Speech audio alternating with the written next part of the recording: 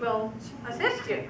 All of these ascended masters will not come unbidden. You must ask. You must ask. And when you ask, they will immediately assist you. They will appear. They will give you guidance. They will give you inspiration. They will answer your questions. They'll give you healing. They'll give you whatever it is you ask for. And they have their specialties. Saint Germain has the specialty of the violet cleansing flame transmutation, which will help you to lift your vibration and to give you purity, bring purity, clear out your energy field. For example, we could just right now, I call upon Saint Germain to fill this entire room, this entire space of this room with the violet cleansing flame, increase our energy field, and lift and lift and lift and lift and lift our energy field right here and right now.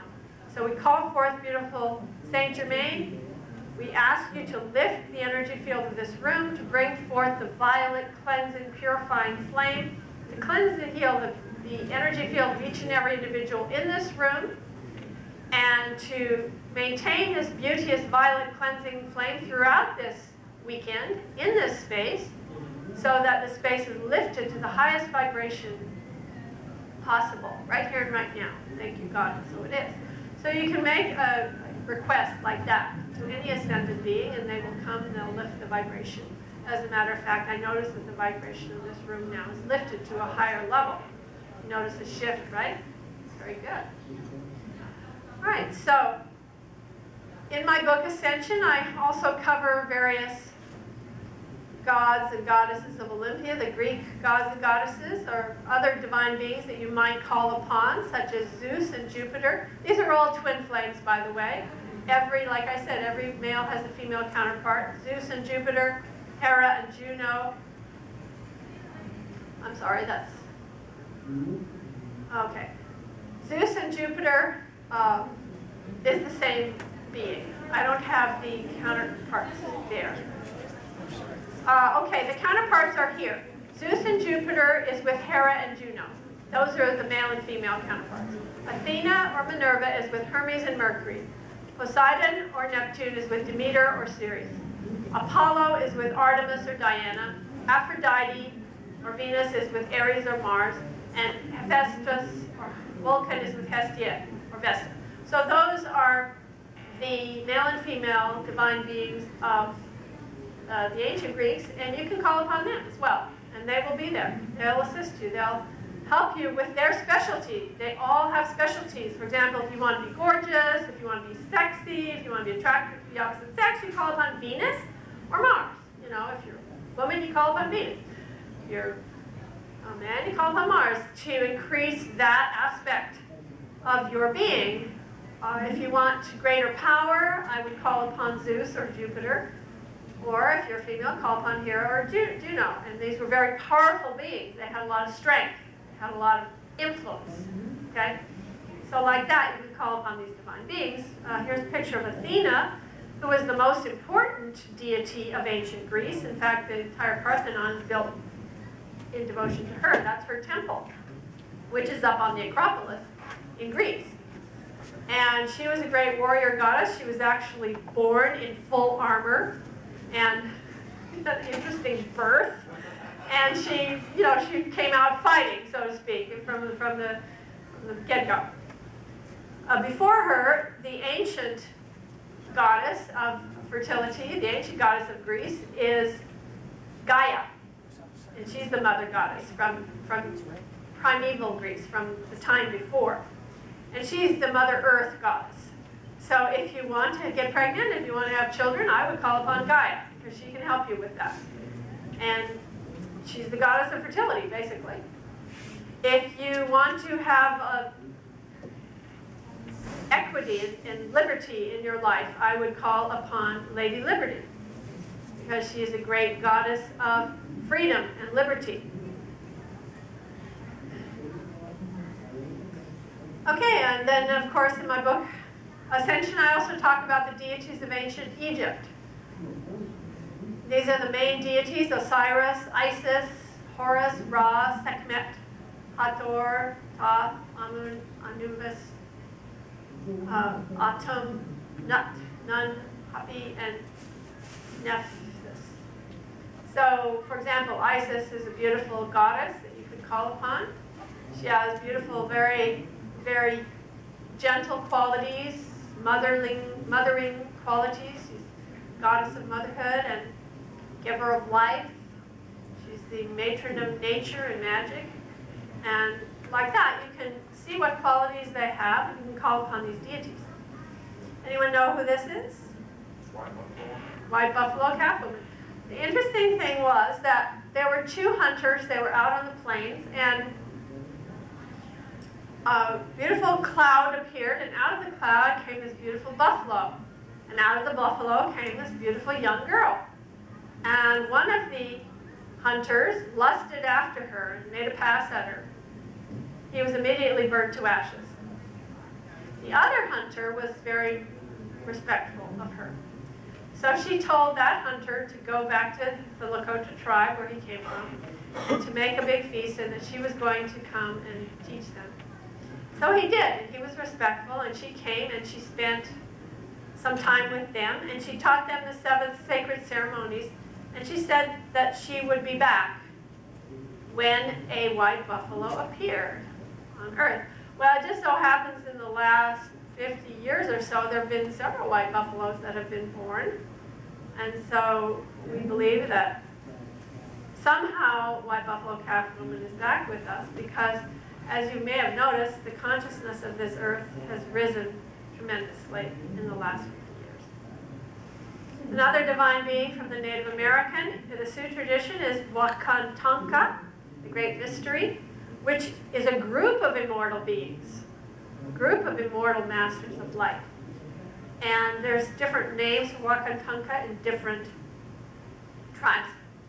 And you can call upon Wakantanka, which if you've ever been to a sweat lodge, you'll notice they call upon that deity or other similar deities. This is a... I thought that was actually the Great Spirit. It is the Great Spirit. Mm-hmm. But in fact, it is a group of divine beings. It's a group of ascended beings. Wakantanka. It's plural. It's not singular. So, the fair-skinned, white-bearded god visited the land, bringing culture, art, science, and wisdom. Quetzalcoatl, I don't know if I pronounced that, I probably completely bastardized that name, who is the feather serpent.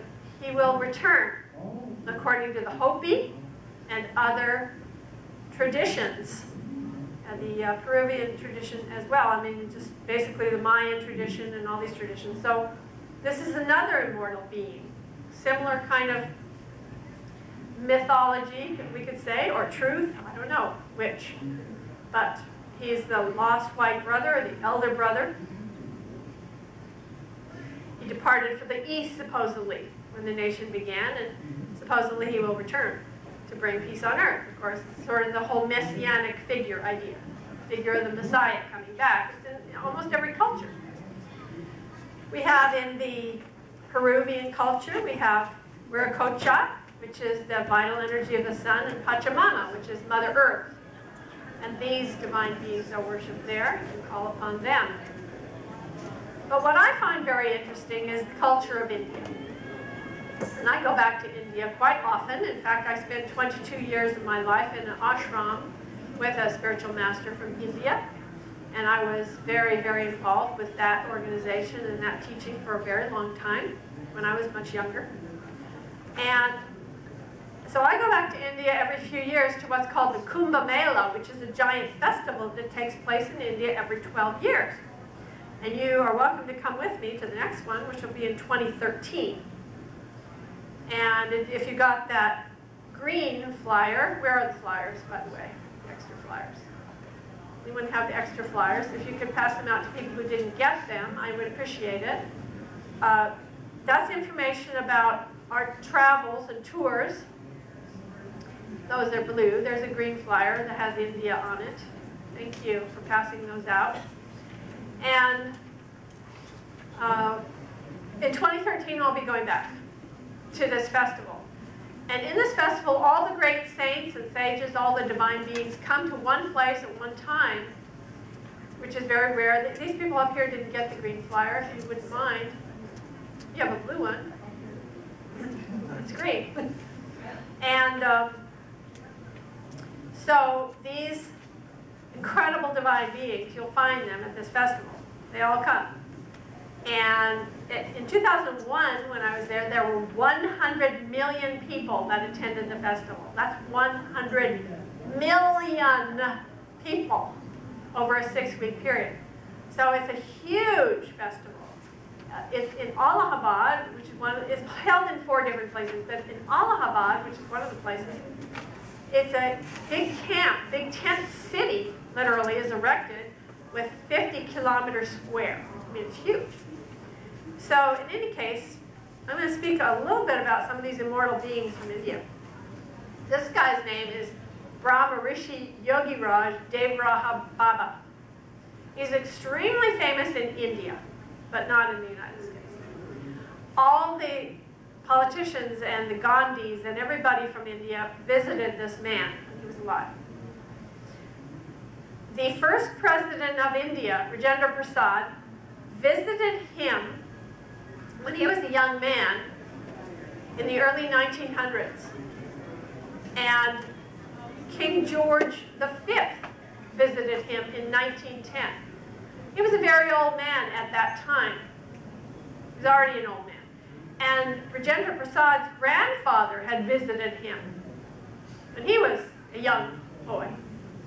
And he was already an old man. And that was way back sometime in the beginning of the 1800s.